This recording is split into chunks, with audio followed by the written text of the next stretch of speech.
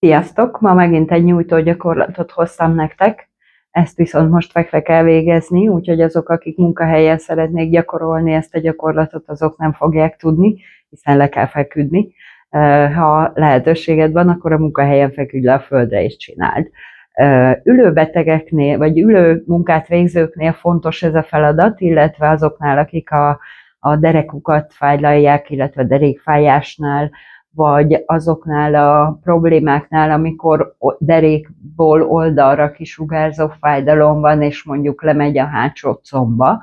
Ilyenkor a piriformis rész, ez a fenék rész, ez nagyon tud fájni, amikor mondjuk egy gerincssér nyomja az idegszálat, és az idegszál lefutás mentén van a fájdalom. Most megmutatom, hogy ezt a gyakorlatot hogyan kell végezni, és megmutatom azt, hogy ezt a fenék résznél jelentkező fájdalmat hogyan lehet csillapítani. Mindenképpen fekve kell majd végezni a gyakorlatot. Lefekszünk a hanyattal az ágyra, és azt az oldalt, azt a lábat, amelyiken a zsibbadást vagy a fájdalmat tapasztalod, azt a lábat átteszed a másik térdedre. Tehát a bokádat a térdhez helyezed.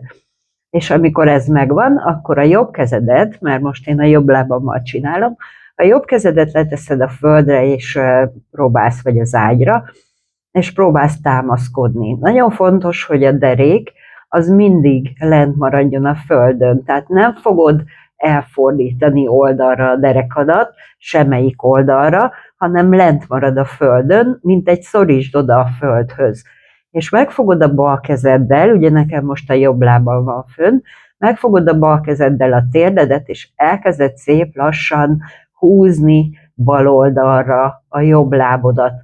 Ilyenkor már érezhető, hogy a csípő nyúlik, a piriformis rész is nyúlik, és ha egy picit még húzol rajta, akkor biztos, hogy azt a hatást fogod elérni, amire szükséged van.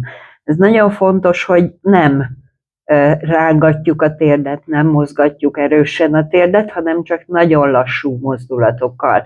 És amikor odaértünk, hogy húzódik, akkor ott megtartjuk. Megtartjuk és tartjuk addig, amíg a fájdalom egy picit nem enyhül.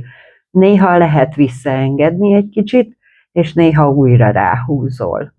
Ez a gyakorlat, ez nagyon-nagyon hasznos, derékfájdalom esetén nyújtja a derekat. Ha nincs kisugárzó fájdalmad a lábadba, akkor is meg lehet csinálni, csak sima derékfájásnál is. És akkor, amikor csak sima derékfájásod van, akkor a másik oldalra is elvégezheted ezt a gyakorlatot, és sokkal fittebb és egészségesebb leszel, jobb közérzetet biztosít, és kellemes érzés utána a deréknak. Nagyon fontos, hogy nem emeld föl a derekad a földről, hanem hagyd ott a földön.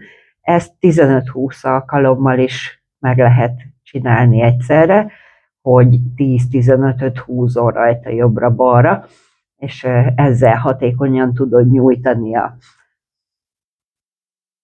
derékrészt.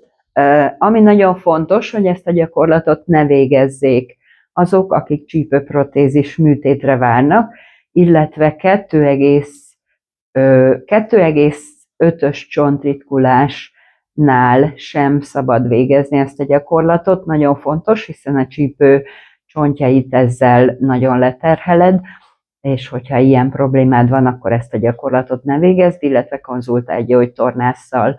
Ha valakinek gyógytornászra van szüksége, akkor nyugodtan bátran keressen, tudok ajánlani olyan szakmai partnert, akivel tudok együtt dolgozni, és akinek a hatékonyságát már itt a Tündi Lézernél kipróbáltuk.